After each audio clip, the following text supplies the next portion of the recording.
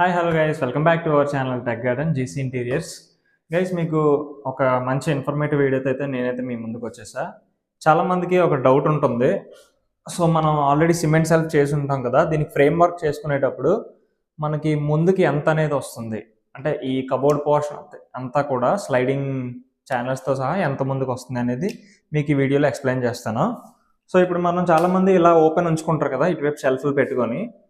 So ఇక్కడ బీరువా వెళ్ళడానికి మనకి మంచి ఆ ప్లేస్ ఎంతైతే ఉంటుందో, ఇప్పుడు 20 ఇంచ్ దగ్గర మనం బీరువాకి అయితే వదలాల్సి ఉంటుంది. సో ఇక్కడ మనం 20 ఇంచ్ ఉంచాం అనుకోండి, బీరువా 19 ఉందంటే ఇక్కడ 22 వరకు ఉంచుకోవాలి.